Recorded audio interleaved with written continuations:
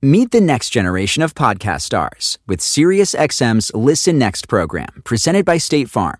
As part of their mission to help voices be heard, State Farm teamed up with SiriusXM to uplift diverse and emerging creators.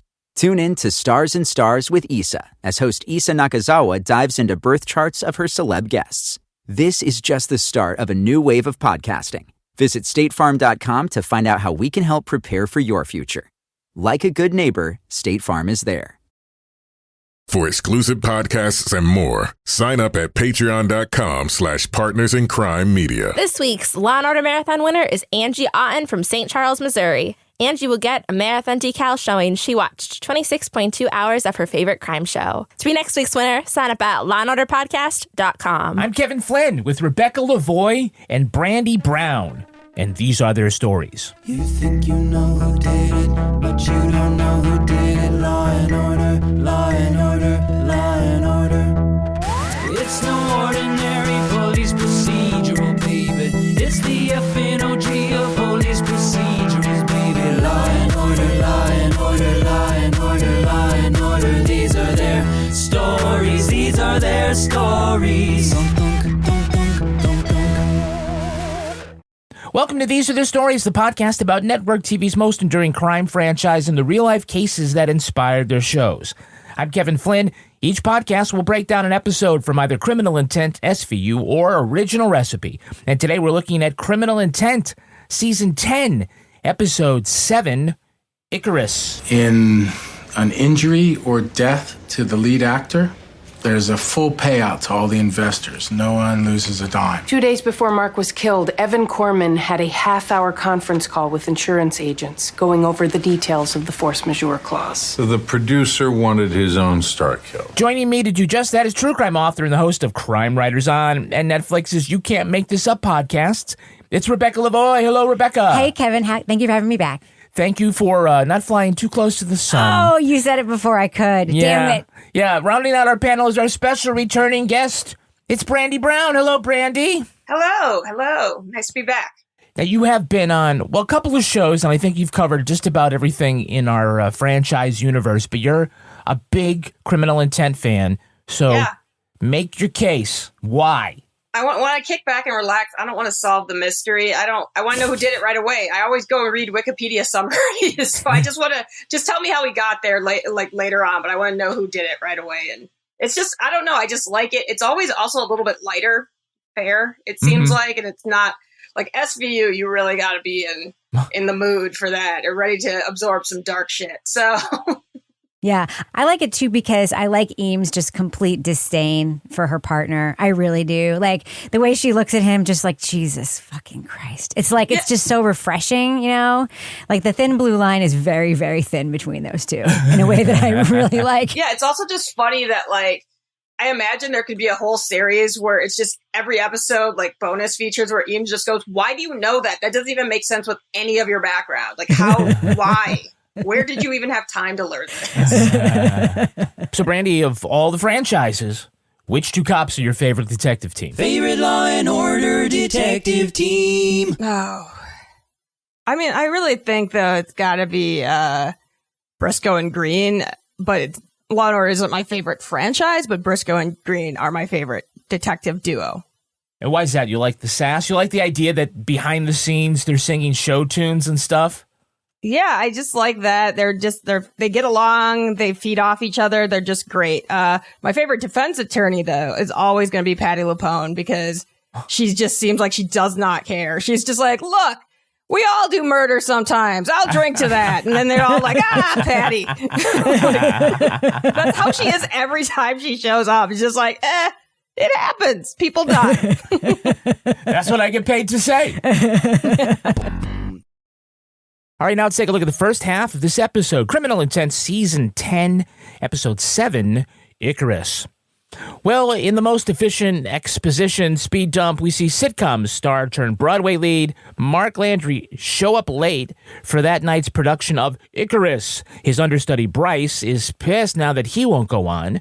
Rock star and show tune composer Adam Winter complains Mark is butchering his songs while demanding director Amanda Rollins, no, not that Amanda Rollins, wants to fire him, but show producer Evan Corman won't let her. At that night's performance, as Icarus flies ever so slowly towards the sun, the wire rigging snaps and Mark falls to his death. And you called major case instead of the Occupational Safety and Health Administration. Well, it wasn't a workplace accident. The rigging was sabotage. Our crime scene unit determined that rope on the harness was deliberately cut. Stage manager discovered the tampering, called us in. You saw the actor fall? We all did. It was horrible. Whoever did this tried to make it look like the rope was frayed. Goren and Eames learn a prop man tampered with an actress's rigging in an earlier accident done at the request of Corman, the producer. The incident made ticket sales soar, but they can't prove anything. Understudy Bryce denies that he had it in for Mark. Amanda, the director, is spiraling from the stress. The detectives learn that she invited a theater critic to that performance, telling him Bryce would be in the lead.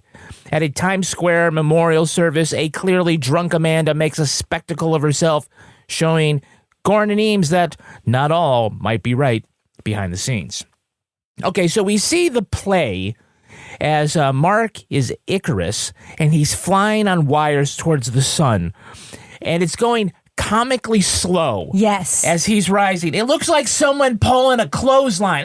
It looks like the mountain climbers game from The Price is Right is what it looks like. It looks like a high school production, like a rich high school, but a high school production. Because you're just like, this would not look like this. They would hide the wires or something. I get that they've been in previews for 2 years, but still, like in previews, they would have, I don't know. It just looks like pre-preview. Yeah, this is Broadway, right? Allegedly. Yeah. Well, this is, I think, probably the rigging set from the first Peter Pan. This is Broadway, where for like 38 years, a chandelier fell in the crowd every night during Phantom of the Opera. This is Broadway, where every night for like 35 years, like the fort exploded on stage during Les Mis. This is Broadway, where mountain climbers from Price is Right. Sally Duncan would walk in and be like, come on. What are we doing here? This was garbage when I was Peter Pan. What are we doing? Yeah. I think the one thing that's really impressive is that Mark can plank while he's dangling there. Like the whole time, like it's going to take him 10 minutes to get to the top of that thing. And he should look like a folding chair with his legs but he's like, oh, I can do it. I can do it. Oh, the art of the Law and Order universe is my favorite. Who doesn't love when Law and Order does performance art of some kind? It's the best. Riverdance. Nothing will ever beat the sexy ladies playing the violins, a la that, like, whatever that thing is called that you can get tickets to once a year in Boston. Celtic women. Yes. But this one, man, is pretty good. And you know there were a bunch of, I mean, obviously Cynthia Nixon does Broadway, but you just know that there were Broadway people like that we don't even really like recognize like as extras in the background. And I just want to know what they were talking about. They're like, really? Come on. I would really love to see the lead die. Yeah. It's a living. Like that's probably what they were saying. So the director's name is Amanda Rollins, a name so nice Dick Wolf used it twice. And that has happened many times, I feel like. I just can't think of them off the top of my head, but I do remember that one. Yeah, it's a little surprising. And you're like, oh, okay. We'll just pretend like we don't know that. And so, like, when the lead actor falls to his death, she says, bring in the curtain! Instead of, call an ambulance. Well, I think that it's, to be fair, at that point, they'd had so many accidents. It's just they know to call the ambulance at that point. So she's just like, just close the curtain. We know we're going into plan B. That's right. This has happened 8 times. The understudy's right there. He's right there. He's ready to go on. The other weird thing is, you mentioned that he could plank, but like he was just sliding back. Like at no point did he really seem to brace himself to hit the ground in that slide. And that was really what happened there. No, just like the world's shortest zip line. Yeah. Yeah. It didn't look particularly deadly, that fall either, did it? Like, how did he die? No. Exactly. He was on a string. He broke his neck. Oh. But he was going backwards. You think he had a heart attack coming down? he landed on his legs. How did he break his neck? It's all very confusing. It's like at a Class Action Park. Is what I feel like that rigging was not correct. Like I don't know. I've been doing a little bit of climbing. I just mean like the carabiners seemed a little like, that's for my water bottle, like on my backpack. Like it seemed really, I don't know. I'm not an expert. I only do bouldering, but that seemed like it wasn't a good scene. So the key is the staging of the show is the labyrinth in which Icarus and Daedalus are trapped. So the labyrinth is a maze of rocks in this spiral, but they are these tiny rocks. How is anyone ever going to see this tiny maze from the audience? It's flat. down low on the floor. Yeah. It's like when Spinal Tap, when they had like Stonehenge and like the 18-inch rocks came down instead of the 18-foot tall rocks. Yep. Only the people in the balcony can enjoy that particular set piece. Did you notice, like, when Goren, wanted to exit the labyrinth, that, like, he had to, like, move rocks around because he, like, couldn't just step over all the rocks and to get out of it? I just feel like he was doing that to be an asshole. Like, he does that sometimes. Like, he'll just, remember that episode where he was in, like, the toy shop with the collectible toys and he was just, like, playing with it and like cranking it and like, I could do this, I could make this, and the play's like, please stop. Like, he definitely is like in his full asshole cop mode, just like destroying things because he can, and just to be like, I'm in charge here. Yeah. By the way, I felt like, that little labyrinth where like Goren couldn't get out. It was like in Supernatural, and they would just like put a salt circle to like capture a demon, like couldn't get out. Like, I think you can do that to cats too. Yeah. Logically. Was Goren doing an airplane move on the stage? He's like a little kid pretending to be an airplane, didn't he? I think he was just trying to get his balance so he wouldn't fall over and break his neck like Icarus. The hubris. So the first of Goren's wild yet accurate presumptions. Here's a photo of your kids. You must be getting a divorce. Yeah. Yeah, tracks. No wife. You must be strange. She says, no, she was killed on 9/11. Thank you for asking. Oh, goodness. Now, one of the clues that someone meant Mark harm was that he received a bouquet with a peacock feather in it. Peacock feathers. Bad luck in theater. Somebody might have been trying to jinx him. I watched this on Peacock. There's a lot of layers here. Yeah. Is Peacock bad for theater people? Probably. They're not playing streaming revenue. So it's definitely the place you want to go if actors are going to disappear. So it makes sense. Yeah. All right, let's take a look at our cast. It's our very special guest star. It's Ms. Cynthia Nixon. Yay! She's back with us playing theater director Amanda Rollins. No, not that Amanda Rollins. For real, though. 3 Law & Order Universe's appearances. She was in the very second episode of The Mothership as a female Bernie Getz. Okay. Remember that? We covered that? Yes. She also won an Emmy Award for her guest appearance on SVU in the episode Alternate, which I think everybody was That's right. Yeah. The daughter was like kidnapped or something? Is that the one? She pretends to have multiple personalities. Yeah. Yes. Oh, yeah. Yes. Spoiler alert. Yes. She's pretending. Yeah, currently she's reviving Miranda on And Just Like That. She's also in Gilded Age, which is coming back. Oh, Gilded Age, yes. Yeah, she's actually been pretty busy. Yeah. Mm-hmm. By the way, as you know that she ran for governor of New York in 2018. She was in the New York Post last month because she owes the fire department $2,000 in fines. Wow. When she was renovating her $4 million Kips Bay townhouse, apparently workers on 2 occasions tripped the fire alarm, and she has not yet paid the fines. And it's a big deal. By the way, the fire alarms like really burn, so to speak, the fire department. One unnamed source in the Post, of course they're all unnamed, says, this is a candidate for governor who ordered cream cheese, lox, tomatoes, red onion, and capers on a cinnamon raisin bagel. If you don't know the rules of how to eat lox on a bagel, you can't be trusted. It's kind of an unimpeachable lack of endorsement there. It's true, it's right. I feel like New York always has some type of politician eating food scandal. Like, meanwhile, the Minnesota State Fair, like our big scandal was like Al Franken one year was on Good Morning America, or it was the Today Show, and for the entire interview with Al Roker, he just ate an ear of corn. Just sat there, said nothing, and just housed an ear of corn. That's how we rock out here. We have a Hey, It's That Guy. Hey, it's that guy. Who's playing producer and douche vibes Evan Corman, the producer of the show? I know that guy. Who is he? His character actor, Christopher McDonald. Yes. Yes. These allegations are insane. I'd never sabotage my own production. He's in everything. Yeah. He's in everything. Yeah, he's been in 4 Law & Order appearances for the trifecta. He started his career as Goose in Grease. Really? Wait a minute. Grease 2. Oh, okay. That one. Yeah, memorable roles as Shooter McGavin in Happy Gilmore. He was Thelma's husband in Thelma in Louise. And Boss Hogg in the Dukes of Hazzard's reboot. He was an Emmy nominee for his role as casino owner Marty in Hacks. Yes. So he's staying busy. He was arrested in 2017 for drunken driving and tried to get out of it by name dropping. He said, "Don't you know who I am? I'm Shooter McGavin from Happy Gilmore." Surprisingly, it didn't work. I feel like the cop was like snapping their fingers. You're like, you're that guy from The Thing. Yeah, I don't know your name. You're that guy who's always on SVU and shit. You're that guy. No, Grease 2. That's the one where the guy was Australian, right? Yes. I'm sorry. I can't stop remembering that. That was like a nightmare. It was a forgettable movie, but it had some memorable songs, like the one about reproduction. Reproduction. Let's just do Grease again, except make the man from Australia. That makes a complete sense. Yeah. Even though in the play Grease, like, she's not from Australia. Like, it's something that happened in the movie. Like, it's so fucking weird. It's like Sandy's cousin or some stupid shit like that. Christopher McDonald, he was briefly engaged to Gina Davis. Really? His spouse from Thelma and Louise. Lucky him.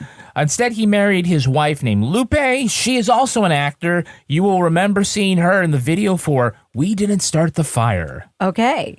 I mean, if you were eagle-eyed and cared about that shit, you would... I did not even remember the video. I just remembered the song. But did she almost make the Olympics for archery like Gina Davis almost did? No, I don't think so. Just asking. She didn't start the fire. Fun Gina Davis fact that I was able to throw in there. I feel like you've mentioned this on a different episode. Yeah, I mention it whenever I can. It's the only thing I know about Gina Davis. So you know who's playing the victim, Mark Landry? Did you hear rehearsal? I think I nailed that B flat in Labyrinth. His name is Billy Magnuson. You might know him from the live-action Aladdin, the Bond flick No Time to Die, and as young Paulie Walnuts in the Sopranos prequel The Many Saints of Newark. He has upcoming projects in the live-action Lilo and Stitch. Oh. And the HBO comedy series about superhero movies called The Franchise. Is he playing Lilo? In Lilo and Stitch? I'm guessing he's not. Which one is the alien? Stitch? I believe that would be Stitch. I think it has to be Stitch. It has to be Stitch. I don't even remember. I think I was a little too old for a little bit. I got a feeling he's probably playing a bad guy. Yeah. I know, something like that. Yeah. So Billy says, quote, "I eat 8 times a day, but it's what my intake is. I eat all the time, but it's good stuff. If you want to eat that chocolate, why don't you eat that dessert? Have an apple or a vegetable instead." And I say, quote, "Go fuck yourself, Billy." He's one of those boring people who talks about his diet all the time. Yeah. Oh, my God. Like, thanks, Billy. How about a chocolate-covered apple? It's like I've been to the Minnesota State Fair. Yeah.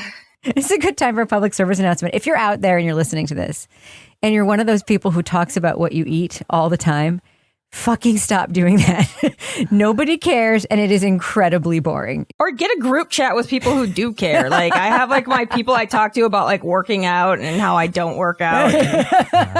Exactly. Am I getting enough macros? Is this enough protein? Exactly. Yeah. Exactly. Get a group chat. The answer to a lot of stuff is get a group chat. That's like 90% of like society would be better off if you just had a group chat. Yes. Can you give me the name of the actor playing rock star Adam Winter? Amanda blamed everyone and everything. Okay, she even had a problem with the songs. You disagreed? Well, being as I wrote them, yeah. Faux Bono? Faux Bono, yeah. He seemed like more that he would be in like Maroon 5, honestly. Yeah. Could be on like the next season of The Voice as one of the judges. Yeah, One of those, definitely would be one on of those next season of replaceable Voice. dudes from Maroon 5 who no one knows who they are. That's Ian Bailey. No, not the Ian Bailey who's from West Cork, who probably is a murderer, but instead of just an annoying poet. That's Ian Bailey from Band of Brothers, Fight Club, and he was Pinocchio in ABC's Once Upon a Time. Okay. He's currently starring in season 2 of the horror series From. It's on MGM Plus, which means it has even fewer viewers than Peacock, which also means none of us will see it. MGM Plus? That's the thing?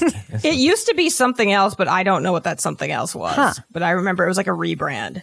I would say if you invested a lot of money in MGM Plus, I hope it was just your subscription. We have a repeat offender. Repeat offender. Returning as Goren head shrinker Paula Geisen is Julia Ormond. And last week you were flooded with it. Fight or flight. What's underneath the anger? Also returning in a mini crossover. It's Salinas Leyva. She's Gloria on Orange is the New Black, and here she is reviving her role as Detective Rivera from The Mothership. Remember, she played the female Profaci. Oh, Profaci. Yep. We have a Hey, It's That Girl. Hey, it's that girl. Can you tell me who's playing Lisa Kirby, the stage manager?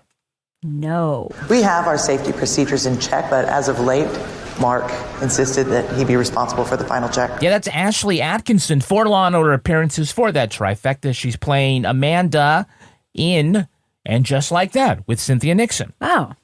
She also skated for the Gotham Girls Roller Derby. Her skate name was Margaret Thrasher, Prime Minister of Your Demise.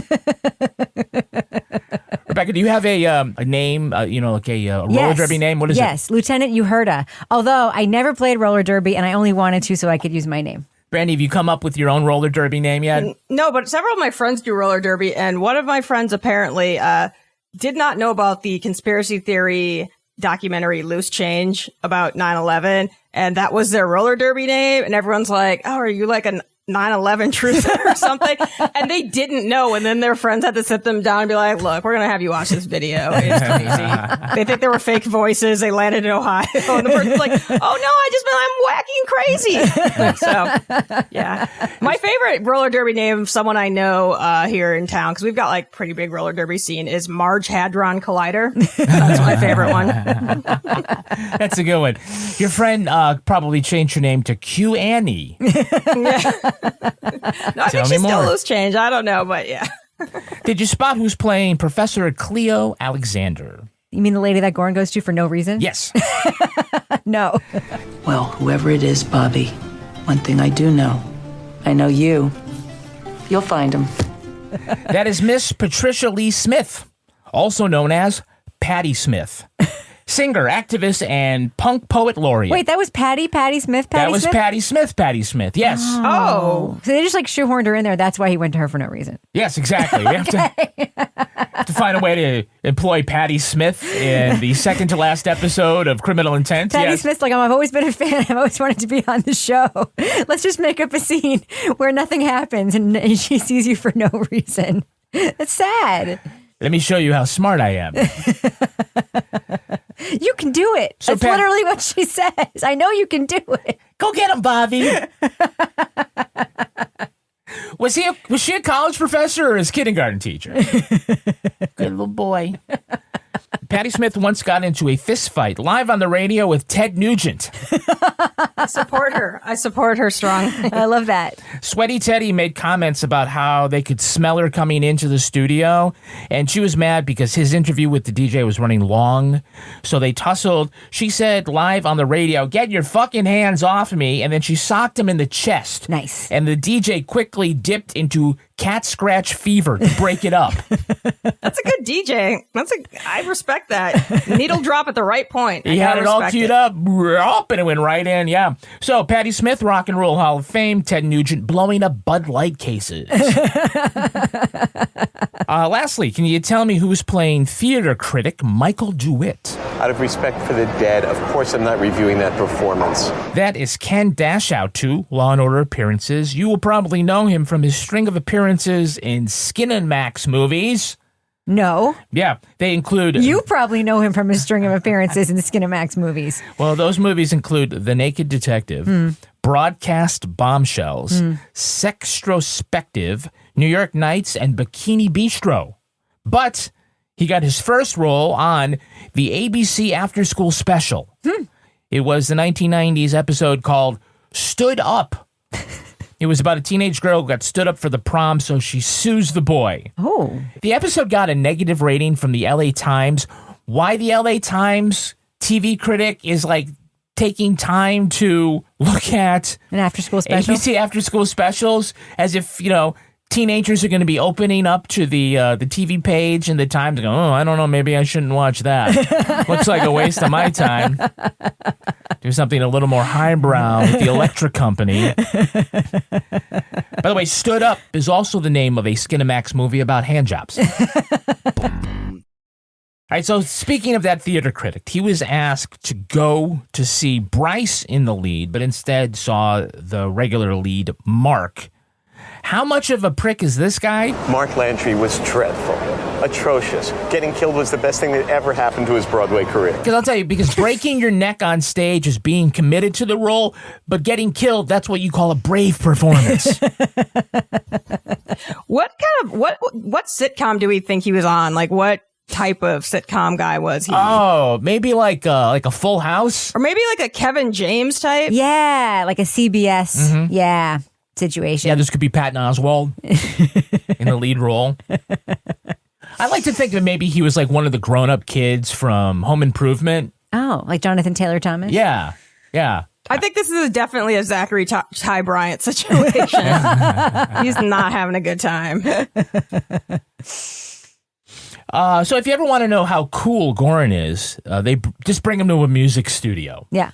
Because, he can tell you the names of Mexican minor league baseball teams, but he couldn't tell you who Soundgarden is. You familiar with my work, detective? He's more of a jazz guy. He's more of a jazz guy, Brandi. Yeah, that's right.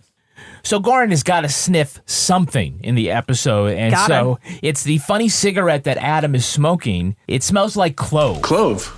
Java Black. I got addicted to him when we toured Indonesia.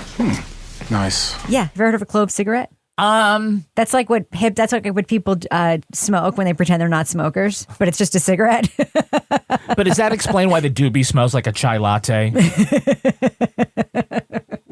So there is this memorial service for Mark in Times Square. I got to say, for a big star, it was a pretty small turnout. I think there were more people in line for the M&M store. Yeah. Well, I think like MTV was doing like Total Request Live at the same time, so they were probably elsewhere in the square. All those people, they went to the memorial service and they went over to Elmo to get a photo. Mm-hmm, yeah. Drunk Elmo. They went over to pose on those big red stairs. Big stairs. So the service is completed with the crappy acoustic version of the song that he heard while he plummeted to his death. Mm-hmm. This is Hubris.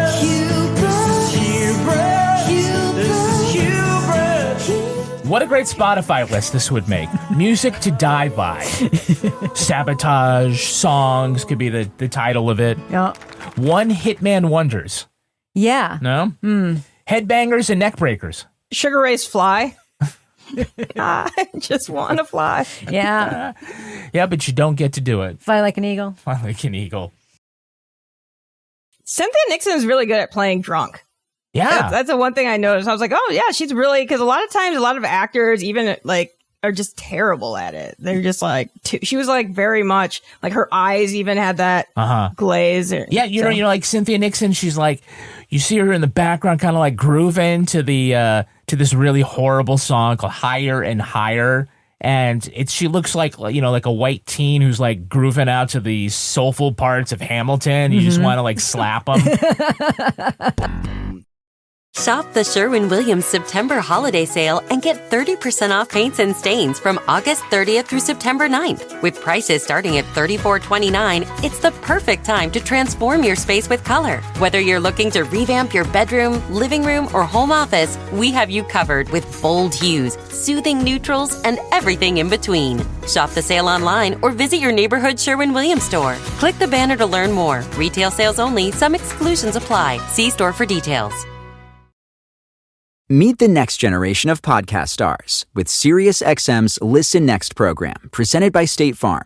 As part of their mission to help voices be heard, State Farm teamed up with SiriusXM to uplift diverse and emerging creators.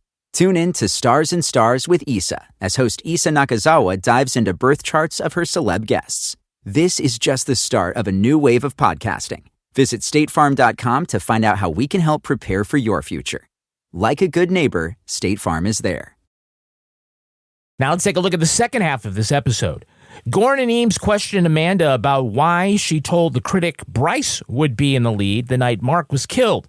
She denies staging the accident. You didn't want DeWitt reviewing Mark that night, so you cut the rig, staged an accident. No, I didn't. You've been under a lot of pressure.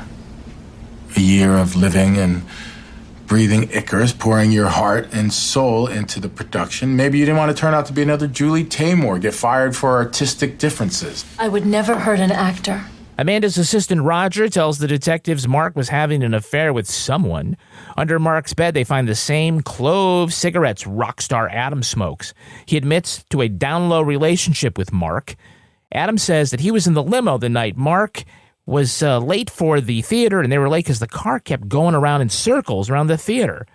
The driver admits to Bobby and Alex that Amanda paid him to make Mark late so Bryce could go on, but Roger called him to cancel that plan. Amanda admits to the plan, but says she never told anyone to call it off. Goren and Eames tells Captain Hannah that they've learned an insurance policy on the struggling show would cover the investor's cost if the lead actor were injured or killed. They bring Roger to the office of Evan, the producer. There they confront Roger with his fingerprints on the rig. And when it appears Evan will let the assistant take the fall, Roger reveals he did it all at the producer's direction. And he even recorded it on his iPhone. The detectives take both of them into custody because, like Icarus, they flew too close to the sun. Oh, yeah, they did. So quickly, Greek mythology of Daedalus and his son Icarus. Daedalus built the labyrinth to imprison the Minotaur, but after a double cross, he and Icarus were imprisoned there. Unable to walk out, Daedalus built wings of feathers and wax and escaped into the air, but the overconfident Icarus flew too close to the sun, melting the wax, calling him to fall to his death. Goren assumes that there is a thematic tie between the fatal sabotage and the Greek myth.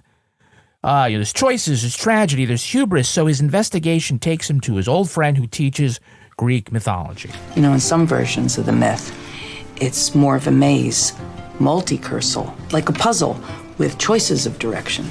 But the killer thought that they had no choice. You know which professor he should be consulting with? The one that can teach about gravity. Hey, is Sir Isaac Newton on your list of suspects? Or even like a theater professor being like, someone who does like stage managing or anything. I love that there's a college class about Greek mythology. I just love that so much. It comes up in so much trivia, and I never learned it. And I'm like, oops, sorry. I know like 5 of them, and I'm always like, Cupid? Zeus? Is this Roman or Greek? I don't know.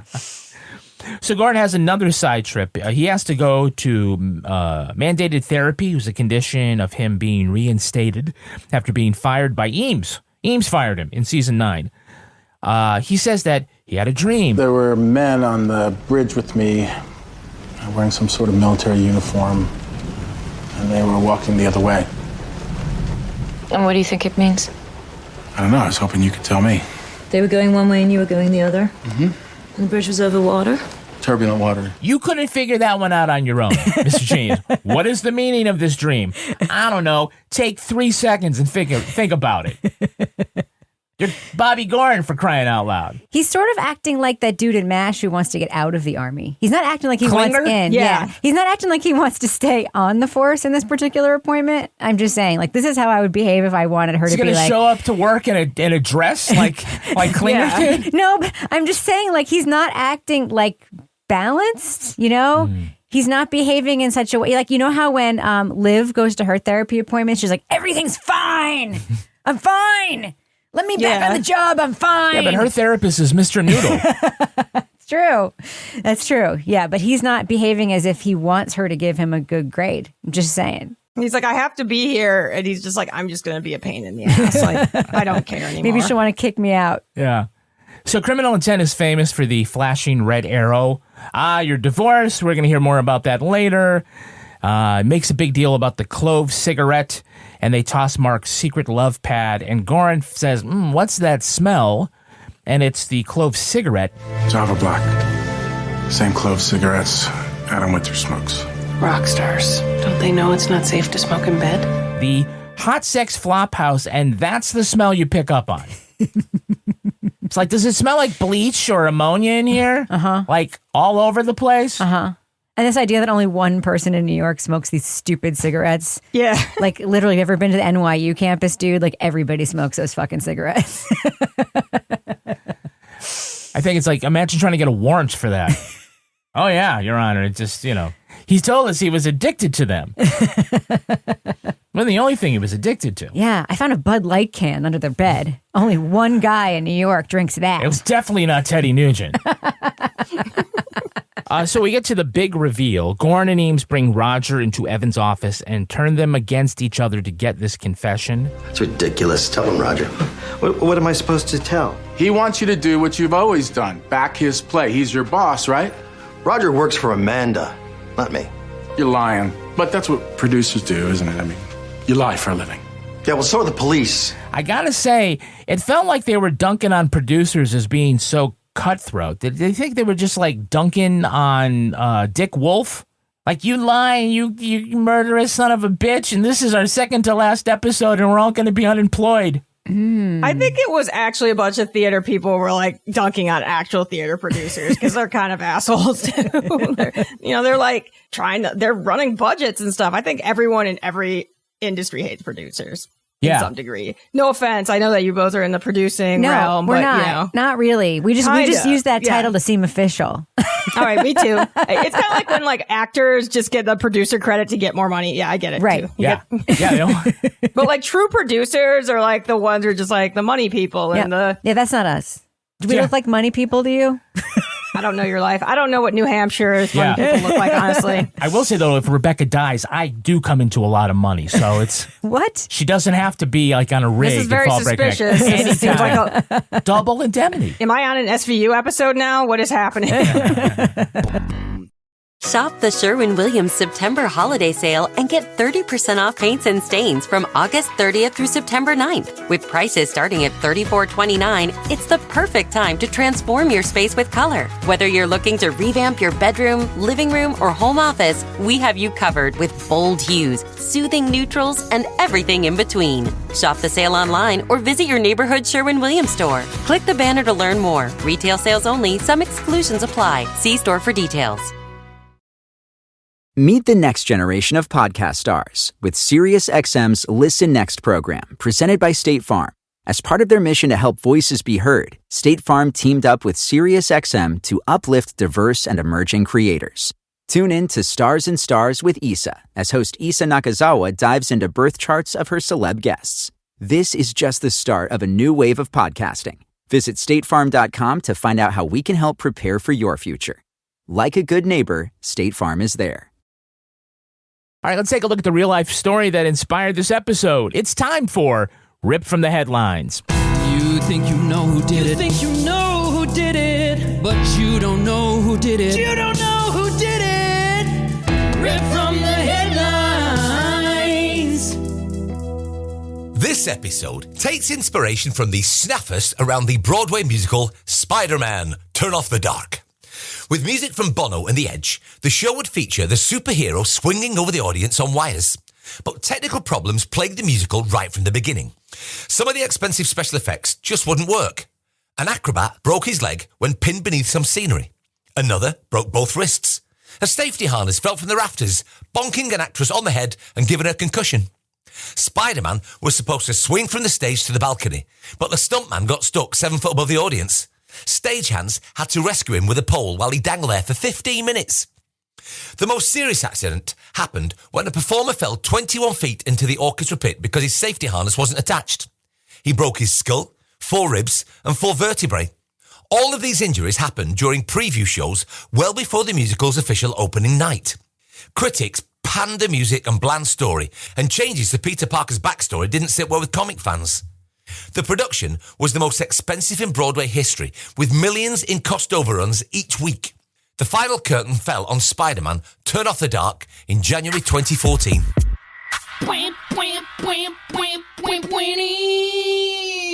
Found out last night, not for nothing, that Joey Toronto from the I Think Not podcast was in the cast of Spider-Man Turn Off the Dark. God love him. Yeah, I think he might have been swing or understudy ensemble or something like that. He made it out. He made it out alive. Pretty soon they'd be like, okay, who's next on the swing? You fit into the Spider-Man suit. So it was crazy how they, so I read the book about it. And actually this is the ending of this episode where it's like the dramaturg and the producer. Basically the writer, they brought in another writer. They brought in writers, a producer. They were trying to push Julie Taymor out. They tried to push her out. And apparently, because they did not have a contract going into tech, which is absolutely wild, they were going to like take her off the credits as a director or whatever and take the writer off and put new people in. They couldn't do that.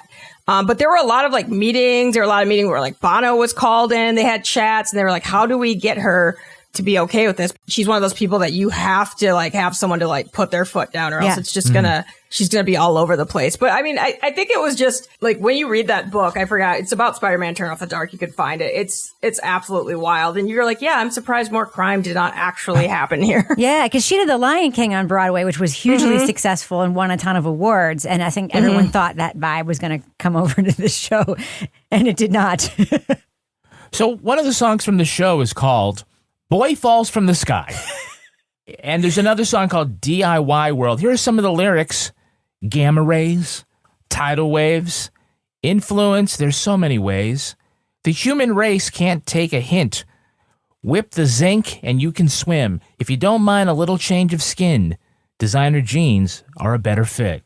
And by the way, this was from Bono and Edge. Okay, it's actually worse than We Didn't Start the Fire. It is worse than that. The New York Times said Spider-Man is not only the most expensive musical ever to hit Broadway, it may also rank among the worst. And Bono said, we don't disagree with the New York Times. It's apparently technically like a lot of places don't consider it a flop because it actually went 3 years. Yeah. Oh, 3 horrible years. People wanted to see it because they went excluding previews. It went 3 years. Yeah. People wanted to see it. I remember that. People were like psyched to see this like train wreck of a show. It became like a cult thing. Like people like got high and went to go see Spider-Man. Well, there's so many shows on Broadway that are either familiar long-running hits like Wicked or Hamilton or something like that. But there are so many that come to the stage with an audience built in. Shows like The Lion King, Harry Potter. There's even one for Back to the Future, a musical. And you got to think about like all the franchises in the movies and stuff like that. They ended up being superheroes that we already know. Are the producers just giving audiences what they want? And what is it that we actually want if it's just going to be stuff we already know? Brandi, any thoughts?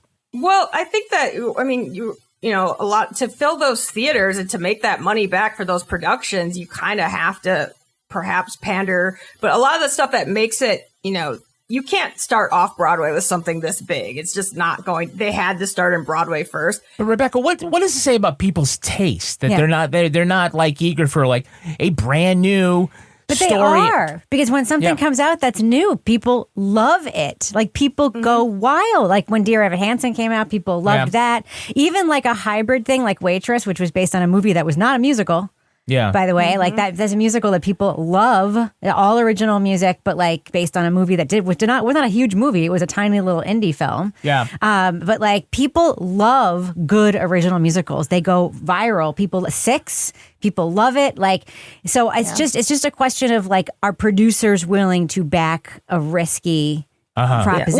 Well, that's also kind of why the Tonys kind of struck a deal, I think, with the WGA not to be picketed this year when they had the Tonys, because the Tonys, that's the only way that like tourists are going to know to come see some of these shows. And so they were like, well, you can't have a writer on it. But like, honestly, I mean, as a writer, I think the Tonys were better without a writer.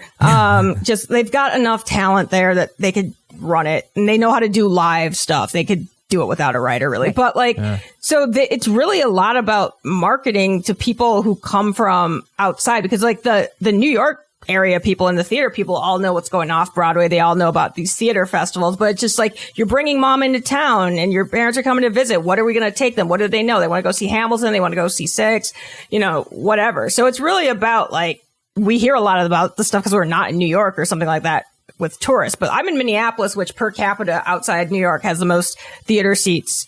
And so we, I know a lot about theater stuff, and there are smaller shows here all the time. We do get the touring productions, but it's just, it's the whole entertainment industry is just hard to market too. So it's not different from the podcast industry, Kevin, where if you're a famous person, you can get a show made, even if it sucks. Yeah.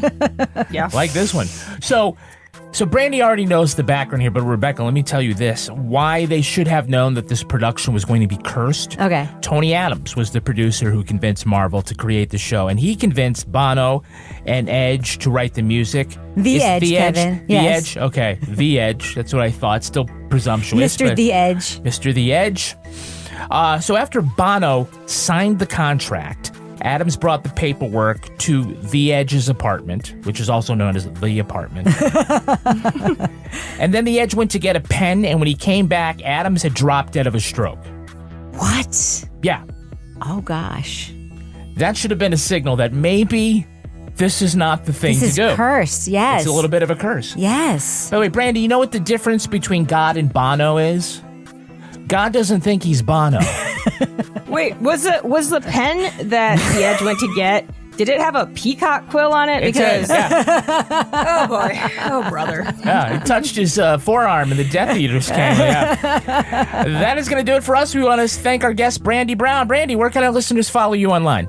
I am mostly on Instagram now. I'm on Twitter and Instagram, but it's the Brandi, ITSTHE, Brandi, BRANDI. And soon I will be having a piece coming out in Defector about the llama costume contest at the Minnesota State Fair. It is llamas dressed up in costumes, with children in costumes, not people dressed as llamas. I hope there's photos. Oh, there are plenty of photos. I post those photos on Instagram and my stories. You can see in my highlights some of the photos, so... Rebecca Lavoie, how can our listeners follow you? I'm everywhere on social media at Reb Lavoie. And you can track me on X, formerly known as Twitter, at Kevin P. Flynn. Don't you say also you also can post to us at Law and Order Pod or follow us on Instagram at These Are Their Stories Podcast. Our newsreader was Cy Frater. Our theme music was composed and performed by Uncanny Valleys. Content assistance from Travis Roy, and Lily Flynn handles promotions. All clips in this podcast were used in compliance with the U.S. Copyrights Act fair use exemption for criticism and commentary. Go to lawandorderpodcast.com and sign up for our newsletter for a chance to be our next Law and Order Marathon winner. These Are Their Stories was recorded in the Treehouse Yoga Studio above the Mockingbird Cafe in Bay St. Louis, Mississippi studio, and is a production of Partners in Crime Media.